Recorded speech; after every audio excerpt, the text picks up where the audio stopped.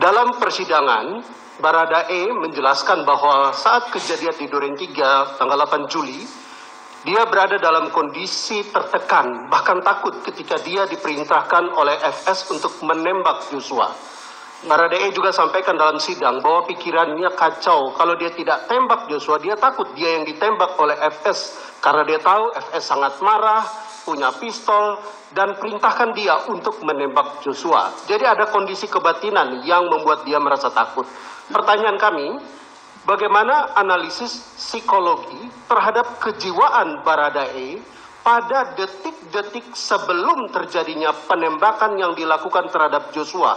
Khususnya ketika saudara FS perintahkan dia dengan kata-kata, "Woi, kau tembak, cepat, cepat kau tembak dia." Bagaimana kondisi psikologis dia saat itu? Mohon dijelaskan, terima kasih.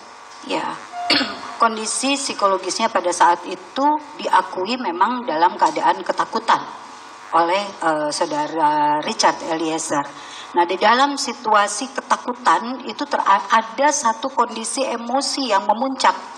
Nah, kalau kita bicara pada emosi, emosi itu bisa mengarahkan satu perilaku seseorang. Reaksi emosional di otak itu dapat mengaktifasi daerah otak lain untuk memulai sebuah aktivitas perilaku. Contohnya, kalau takut, pilihannya bisa lari, bisa freeze. Kemudian kalau marah, bisa memukul atau yang lainnya. Nah, di dalam hal ini pada kondisi Richard, ketakutan yang luar biasa, namun ciri kepribadiannya yang memang belum matang, keputusan perilakunya mematuhi. Ini yang disebut sebagai obedience destructive. Jadi ada kepatuhan yang efeknya memang merusak. Baik, terima kasih saudara ahli. Dalam perspektif psikologi, apakah Baradae masuk dalam kategori korban atau victim? Dalam hal ini korban tekanan mental atau kejiwaan, atau dalam istilah sekarang Baradae itu bisa dibilang kena mental dari kemarahan FS yang adalah seorang jenderal ketika itu.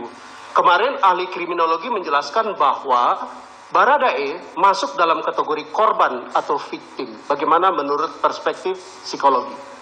Ya, di dalam relasi kuasanya memang dia bisa menjadi korban. Namun kalau kita bicara pada proses psikologis, ada free will, ada keinginan bebas yang menjadi milik dari masing-masing orang. Maka tadi saya sampaikan sehingga ada perbedaan antara respon dari saudara Ricky yang lebih stabil dengan respon saudara Richard yang memang kondisi emosinya lebih tidak stabil dibanding saudara Ricky. Demikian, jadi ada free will sebetulnya, ada keinginan bebas. Pada saat itulah kemudian seseorang mengambil keputusan menuruti atau tidak menuruti. Betul bahwa situasinya pada saat itu ada ketakutan yang luar biasa.